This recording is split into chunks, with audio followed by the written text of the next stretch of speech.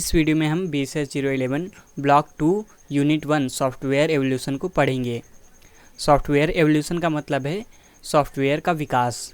हमने इसके यहाँ तक क्लाउड कंप्यूटिंग तक के टॉपिक को देख लिया था, ये सब कुछ हमने पढ़ लिया था। अब हम यहाँ पर देखेंगे एवोल्यूशन ऑफ सॉफ्टवेयर डिज़ाइन पैराडाइग्म, जिसमें नॉन स्ट्रक्चर्ड डिज़ाइन पैराडाइग्म और ये सारे टॉपिक हैं, तो इनको वन बाय वन देखेंगे। ये सारे एवोल्यूशन ऑफ सॉफ्टवेयर डिज़ाइन पैराडाइग्म का क्या मतलब होता है? इसका मतलब होता है कि सॉफ्टवेयर के डिज़ाइन में जो विकास हुए हैं उनको हम इसमें देखेंगे, और किस किस तरह के सॉफ्टवेयर के डिज़ाइन के पैराडाइग्म होते हैं, यानी किस किस तरह से हम सॉफ्टवेयर को बना सकते हैं। तो पहला है नॉन स्ट्रक्चर्ड डिज़ाइन, यानी अगर कोई भी स्ट्रक्चर ना हो तो वो एक डिज़ाइन होता है, और स्ट्रक्चर्ड डिज़ाइन या फिर उसको मॉड्यूलर डिज़ाइन भी कह सकते हैं। और ऑब्जेक्ट ओरिएंटेड, जिसमें ऑब्जेक्ट बना के यानी क्लासेस ऑब्जेक्ट बना के वो वाला डिज़ाइन भी होता है। और कंपोनेंट बेस्ड, यानी हम प्रोग्राम के कंपोनेंट बना के उनको ऐड करें तो वो भी एक डिज़ाइन होता है सॉफ्टवेयर को बनाने का। और सर्विस ओरिएंटेड, यानी हम अपने कोई भी सर्विस अपनी बना दें और उसको फेच करें दूसरे सॉफ्टवेयर से, तो वो होता है सर्विस ओरिएंटेड पैराडाइग्म। तो मैंने इसके वर्ड में नोट्स बना लिए हैं अच्छे से, तो मैं उनमें आपको समझाता हूँ। तो यहाँ पर आप देख सकते हैं, सबसे पहले इसकी हेडिंग है evolution of software design paradigm. As the software evolved in its complexity, architecture and use, and as the programming languages got better, styles of the software programming also change and improved. और ये जो styles, मतलब कि इनको यही आप समझो कि पैराडाइग्म, इनके जो हुए ना स्टाइल, इसको बनाने की कैसे बनाएंगे, कौन से प्रोग्रामिंग लैंग्वेजेस का यूज़ करना है, और ये सब कुछ यहाँ पर इम्प्रूव होता गया है। तो यहाँ पर सबसे पहला है नॉन स्ट्रक्चर्ड डिज़ाइन पैराडाइग्म। तो सबसे पहले इसका पढ़ते हैं description. The non structured design paradigm was one of the earliest approaches. ये सबसे पुरानी अप्रोच है टू सॉफ्टवेयर डेवलपमेंट की। It lacks a systematic organisation and often leads unorganised monolithic code. इसमें क्या होता है कि इसमें कोई कोड का ऑर्गेनाइजेशन नहीं होता है, मतलब कि कोड किसी भी तरह से होता है, बस एक तरीके से वन बाय वन कोड का एग्जीक्यूशन होता है। इसमें कोई कोड का एग्जीक्यूशन का कोई ऐसा नहीं होता कि कोई स्ट्रक्चर हो, कुछ भी ऐसा नहीं होता है। तो इसका एग्जांपल है imagine creating a simple to do list application using basic एक लैंग्वेज होती है, एन अर्ली प्रोग्रामिंग लैंग्वेज, ये पुरानी लैंग्वेज है basic. In this paradigm you might write all the code in a single long script without separating it into functions और module. इसमें functions नहीं बनते हैं, बेसिक लैंग्वेज में आप फंक्शंस नहीं बना सकते हो। इसको आपको एक कोड को वन बाय वन लिखते ही रहना है, हर एक लाइन में कोड को लिखते ही रहना है, मतलब कि कोई स्ट्रक्चर ही नहीं है, उसमें कोई फंक्शन नहीं है, आप उसको बस एक के बाद एक कोड लिखते जा रहे हो। As a result the code becomes challenging to understood, debug and maintain. तो इस कारण से कोड को डीबग करना और उसको मेंटेन करना और उसको समझना तक भी मुश्किल हो जाता है। तो मैं इसको दिखा देता हूँ। यहाँ पर मैं आपको इस बुक में एक एग्ज़ाम्पल इसका दिखा देता हूँ। तो यहाँ पर आप देख सकते हैं ये नॉन स्ट्रक्चर्ड डिज़ाइन पैराडाइग्म हेडिंग है, इसका मैं आपको एग्जांपल दिखा देता हूँ।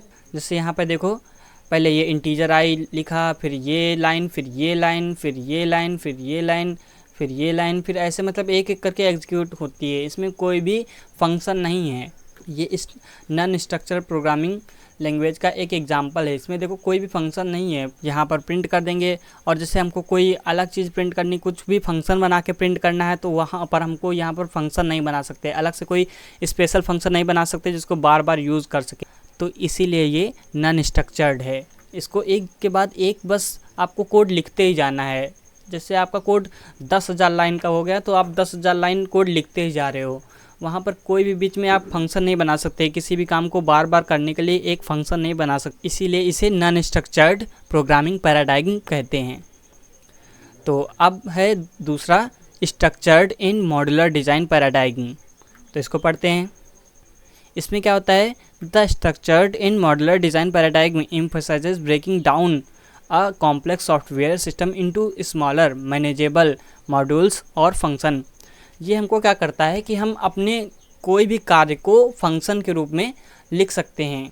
जैसे हमारे हाथ होते हैं तो हमारा पूरा शरीर बना होता है कुछ छोटे छोटे फंक्शन से। जैसे हमारे हाथ हो गए फंक्शन जिनसे हम कोई भी काम कर सकते हैं, हमारे पैर हो गए जिनसे हम चल सकते हैं। तो इन छोटे छोटे पार्ट्स को समझो एक तरीके से असेंबल करके एक पूरा सॉफ्टवेयर, हमारा इंसानी शरीर जो बनता है वो समझो एक सॉफ्टवेयर बन जाता है।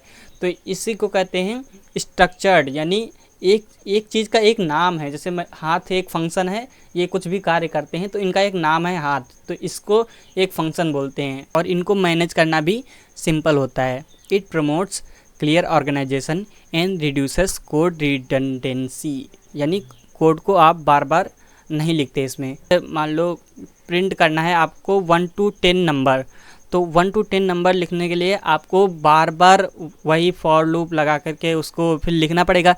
तो उस चीज़ को आप एक फंक्शन बना दो और उस फंक्शन को आप चाहे जितनी बार कॉल करोगे उतनी बार वो प्रिंट कर देगा।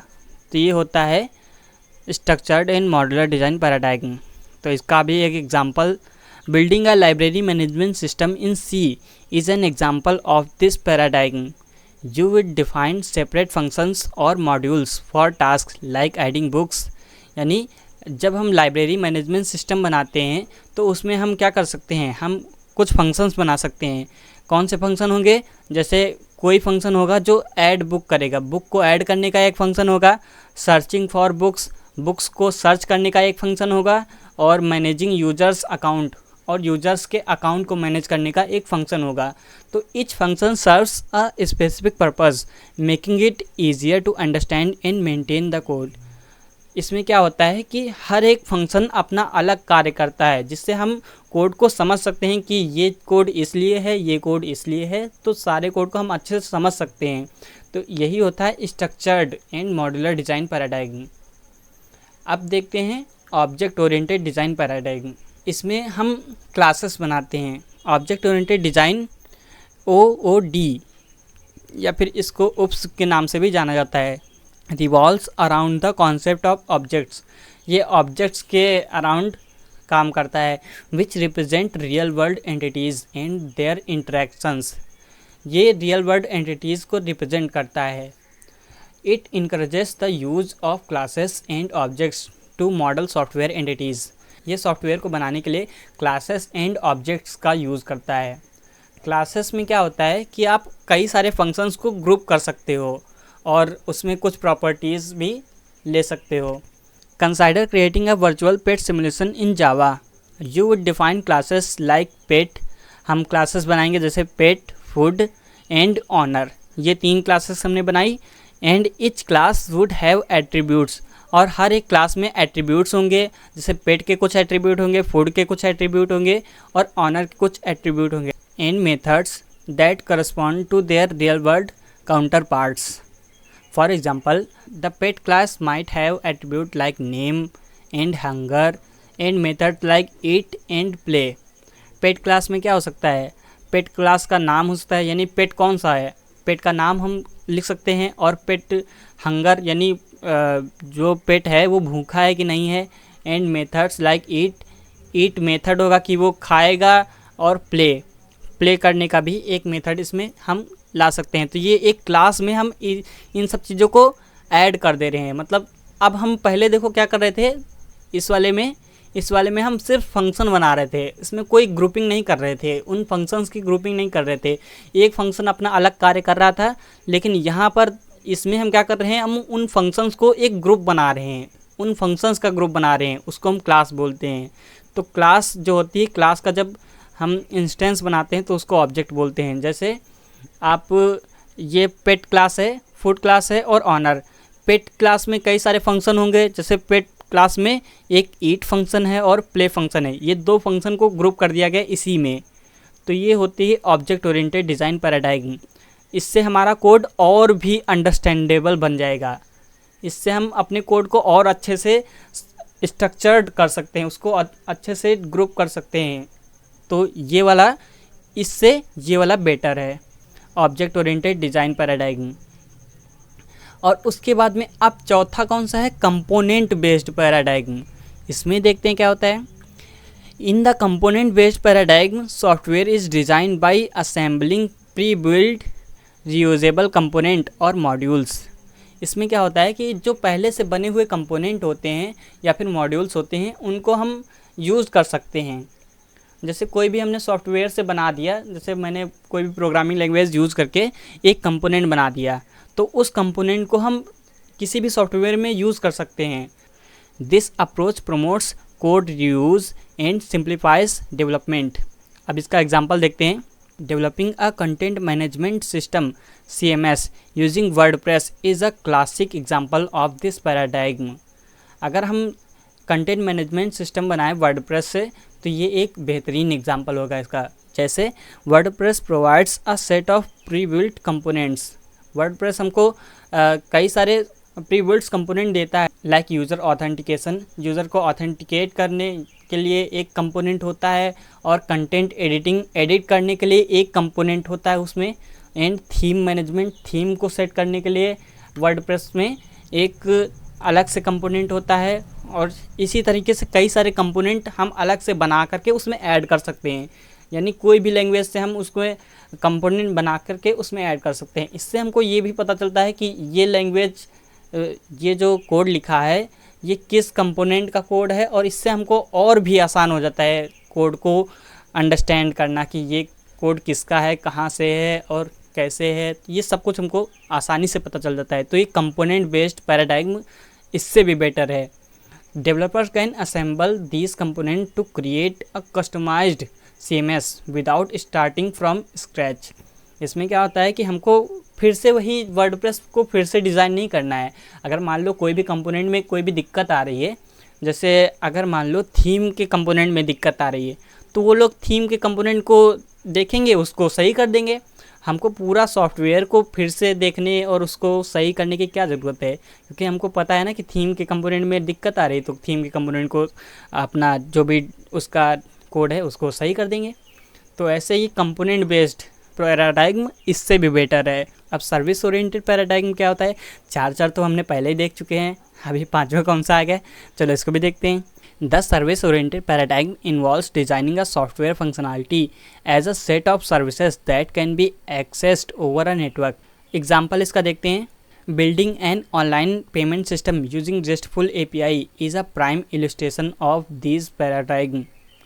इस पैराडाइग्म का सबसे बेहतरीन एग्जाम्पल है कि आप जो भी वेबसाइट बनाते हो तो उसमें आप देखते हो कि पेमेंट सिस्टम, पेमेंट गेटवे लगा होता है। पेमेंट का कोई भी जैसे इग्नू की वेबसाइट पे आप जब जाते हो तो वहाँ पर आपको कई तरह का पेमेंट सिस्टम का वहाँ पर दिखता है। तो वो सब क्या होता है? वो सब रेस्टफुल API से होता है। जैसे HDFC की रेस्टफुल API का यूज़ करके, तो HDFC का अपना एक अलग से सॉफ्टवेयर बना हुआ है। उस सर्वर से हम जो भी चाहे वो अपना कार्य कर सकते हैं पेमेंट से रिलेटेड, और हमारा अपना अलग से एक सिस्टम है तो उसमें हम उसको ऐड कर ले रहे हैं। तो यही ऐडिंग जो हो रही है, तो इसका हमको उसको खुद से मैनेज नहीं करना है। हमको इसमें क्या करना है? हमको सिर्फ अपना देखना है, हमारा वेबसाइट कैसी है, बस हमको उसको देखना नहीं है कि वो पेमेंट कैसा है, पेमेंट क्या हो रहा है, पेमेंट में क्या दिक्कत आ रही है, वो सब वो HDFC वाले देखेंगे। तो ये होती है service based. The payment processing service can be accessed by various applications. Payment processing service को कई सारी एप्लीकेशंस के द्वारा एक्सेस किया जा सकता है, जैसे ई-कॉमर्स वेबसाइट और mobile apps. It operates independently making it easy to integrate into different system without tightly couple them. कोई भी सिस्टम में इनको इंटीग्रेट करना बहुत ही आसान होता है। आशा करता हूँ आपको ये वीडियो पसंद आया होगा। अगर वीडियो पसंद आए तो इस वीडियो को लाइक करना, और नेक्स्ट वीडियो में हम इसके नेक्स्ट आगे के पार्ट को बताएंगे। Thanks for watching.